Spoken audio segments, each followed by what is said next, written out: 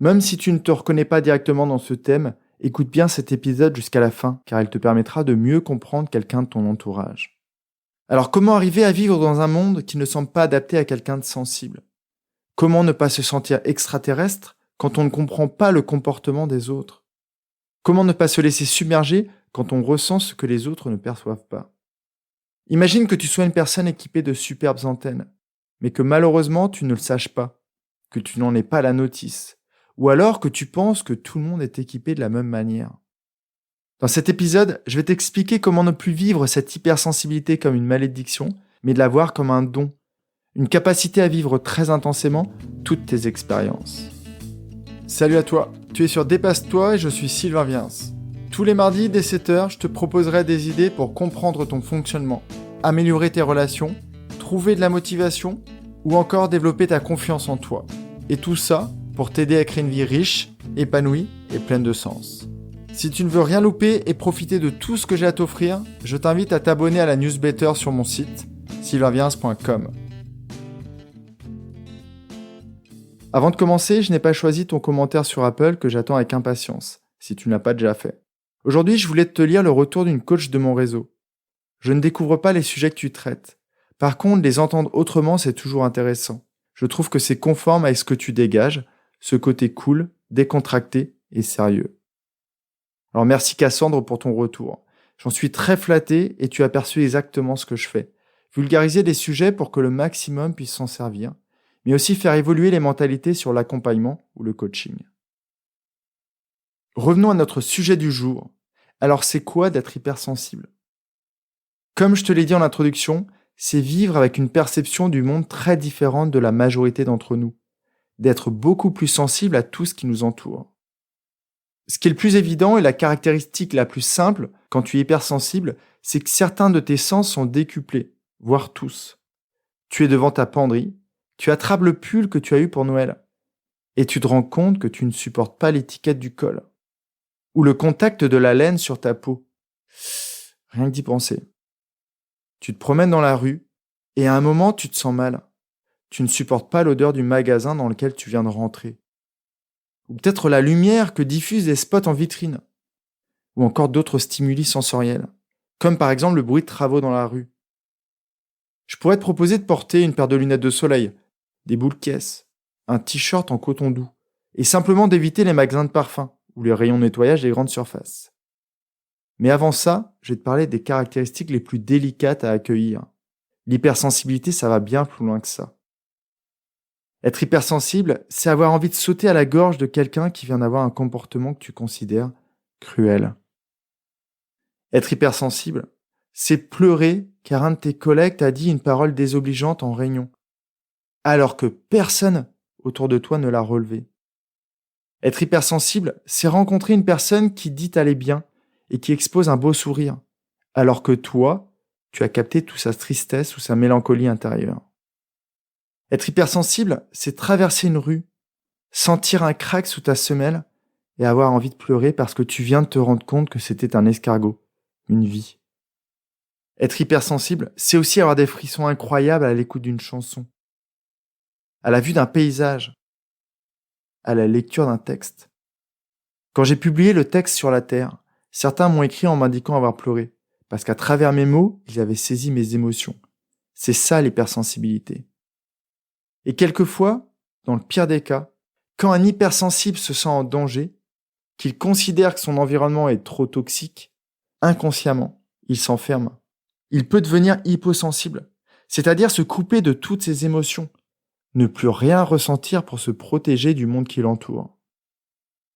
Mais ce sur quoi je veux insister, être hypersensible, c'est aussi ressentir l'amour en décuplé. C'est avoir une créativité débordante. C'est créer des relations encore plus profondes avec les autres. C'est ressentir des émotions incroyables juste grâce à un regard ou un toucher. Par curiosité, j'ai tapé hypersensible dans Google et j'ai vu un mot ressortir souvent, très souvent. Éponge à émotion. Et même là, ça m'a surpris. Une éponge dans notre société, c'est un truc qui sert à nettoyer ce qui est sale. Alors volontairement, moi j'ai décidé de parler d'antennes. Être hypersensible, c'est donc avoir ces antennes qui te permettent de sentir, de ressentir beaucoup de choses que les autres ne perçoivent pas. Tu captes des choses incroyablement fines sans le savoir, sans peut-être avoir le décodeur adapté, et tu reçois donc un max d'informations que tu ne comprends peut-être pas. Souvent des informations qui te dépassent, et alors tu peux te laisser submerger.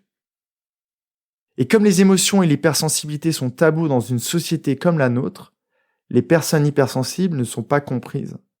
On ne leur offre pas les moyens de comprendre ce qui se passe en elles. Alors que font ces personnes hypersensibles pour se défendre de cet environnement qui leur paraît trop souvent agressif? Et tu vas peut-être te reconnaître dans un de ces cas, ou reconnaître l'un de tes proches. Il y a 3 stratégies principales. La première, la stratégie du masque. Tu portes un masque dans la vie de tous les jours, pour te cacher, pour ne pas que les autres voient ta fragilité. Tu essayes d'étouffer ta personnalité pour faire comme les autres, pour ne pas sortir du lot. La seconde, la stratégie de l'isolement. Tu ne fais rien. Tu te fais tout petit, en espérant que les autres ne te voient pas pour éviter de ressentir des émotions négatives. Tu essayes de te faire oublier. Et enfin la troisième, la stratégie de la colère. Tu laisses tout passer. Tu ne mets aucun filtre. Tu t'exprimes comme bon te semble. Tu t'es fait une raison. Tu n'es pas comme les autres. Et comme tu ne sais pas pourquoi, tu exprimes cette colère, cette incompréhension. Tu te mets délibérément en porte-à-faux avec tout le monde.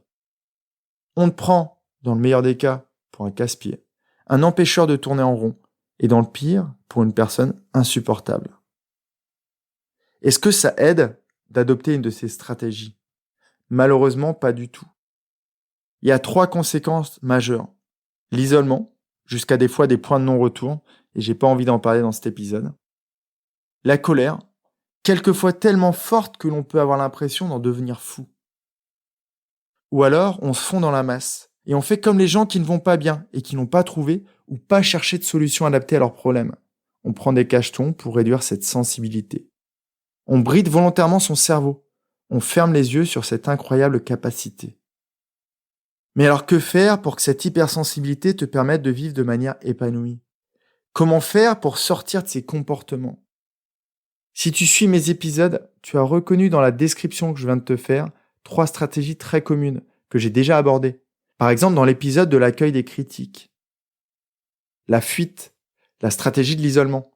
Tu n'es plus toi, tu n'es plus que l'ombre de toi-même. Tu subis un isolement qui, même si tu es introverti, te pèse. La deuxième stratégie, c'est la capitulation. La stratégie du masque. Tu ne comprends pas tout ce qui se passe autour de toi, mais tu fais pareil. C'est marrant de juger ou de se moquer, tu fais pareil. C'est normal d'avoir tel ou tel comportement, tu fais pareil. Tu ne comprends pas, mais tu fais pareil. Et là, tu n'es plus toi. Tu as peut-être des comportements aux antipodes de tes valeurs. Et, un jour, tu le fais tellement bien que tu oublies même qui tu es vraiment au fond de toi. Et la dernière stratégie, c'est le combat, c'est la colère. Tu as décidé de ne pas te laisser faire. Et comme tu ne te comprends pas toi-même, tu ne comprends pas tes comportements et toutes tes réactions, tu réagis avec agressivité. Et la conséquence est un peu comme pour la fuite, tu t'isoles. Arrivé à ce moment de l'épisode, tu peux dire « Sylvain, il est très fort. Il a dû tout lire sur le sujet pour nous faire un super épisode. » Ou alors, à travers mes épisodes, tu as identifié une sensibilité particulière dans laquelle tu t'es reconnu, ce côté empathique. Et donc, tu sais que je n'ai quasiment rien lu sur le sujet, mais que j'ai tout vécu. Heureusement, je ne sais pas si c'est de la chance ou une aptitude que j'ai développée, mais par le passé, j'ai adopté une stratégie mixte, le masque de la colère. Mais vu que les résultats de l'époque n'étaient pas au rendez-vous, je ne vais pas t'en parler, car j'ai bien mieux pour toi. Mais alors que faire si tu te reconnais dans une de ces descriptions? Rappelle-toi, il reste une stratégie, c'est l'accueil. Mais avant de pouvoir le faire, il faut être conscient de cette hypersensibilité. Et c'est là toute la difficulté. Car comme je l'ai dit plus tôt, les émotions et la sensibilité ne sont pas valorisées dans notre société. Cet épisode peut être un moyen de comprendre que tu n'es pas seul. Si tu es une femme hypersensible, c'est très compliqué. Mais je crois que ça l'est encore plus pour les hommes.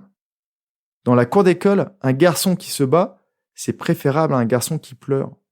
Mais dans le monde professionnel, un homme qui se mettrait à pleurer en réunion, on va le considérer complètement malade. Si tu t'es reconnu ou que tu as découvert ce sujet, tu viens de traverser la première étape. La prise de conscience de cette hypersensibilité. La prochaine étape, c'est de l'accueillir pour la transformer en quelque chose d'incroyable. L'hypersensibilité permet de vivre des sensations magiques rien qu'en se promenant dans la nature. Un chant d'oiseau, un arbre majestueux. C'est voir le monde à travers des lunettes 4D. L'hypersensibilité, c'est aussi créer avec les personnes des relations hyper riches, hyper profondes. Comme s'il y avait une connexion entre tes antennes et celles de la personne que tu rencontres. L'hypersensibilité permet de savoir ce que les personnes ont au fond de leur cœur, derrière ce masque social, et donc de pouvoir les supporter et de créer des projets magnifiques avec eux. L'hypersensible a une capacité incroyable à écouter son cœur et à se créer une vie en relation avec lui. Mais pour pleinement en profiter, il faut réussir à prendre un peu de hauteur en comprenant que c'est une qualité, un vrai don, ce que je t'ai transmis dans cet épisode. Mais il faudra aller plus loin. Par exemple, en réussissant à retrouver un calme intérieur, grâce à la méditation ou à une autre pratique, où tu pourras accueillir toutes tes émotions et toutes ces informations venant de l'extérieur. Il faut aussi que tu te protèges du surplus d'émotions dans la vie courante. Par exemple, en comprenant que l'empathie ne t'oblige pas à ressentir pleinement ce que vit la personne en face de toi, mais juste à utiliser ces informations pour enrichir ta relation à l'autre et peut-être pour l'aider à avancer. Tu dois aussi arriver à te créer un petit cocon où tu te sentiras bien et que tu pourras laisser cette sensibilité s'exprimer et où tu pourras aussi faire reposer tes autres sens. Il faudra aussi que tu comprennes que tu as des limites et que tu ne peux pas t'en vouloir si tu n'arrives pas à accueillir toutes les difficultés de ton environnement. Je vais t'expliquer plus précisément comment réussir tout ça pour que tu profites pleinement de ce côté de ta personnalité.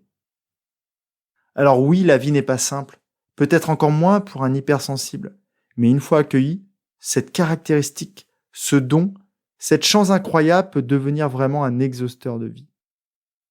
N'hésite pas à partager cet épisode à tes proches, tu n'imagines même pas ce qu'il pourrait créer en eux, et le bien que ça pourrait leur faire de comprendre, ou de voir cette hypersensibilité sous un autre angle, non plus comme une malédiction, mais comme un don. Je dis dans mon courrier privé, tu as le lien dans les notes de l'épisode, je vais te donner des conseils pour vraiment réussir à l'accueillir. Et sache que si tu écoutes cet épisode bien après sa sortie, tu recevras tous ces conseils dès ton inscription. En attendant, je te souhaite vraiment une très belle journée. Prends bien soin de toi. À jeudi. Bye bye. Si cet épisode t'a appris quelque chose, n'hésite pas à en parler autour de toi. Dis-toi qu'à chaque fois que tu m'aides à le diffuser, tu fais tous les jours un peu plus pour aider tes proches et influencer positivement les gens qui nous entourent. Je te remercie très sincèrement pour ton écoute et je te souhaite vraiment le plus beau pour la suite.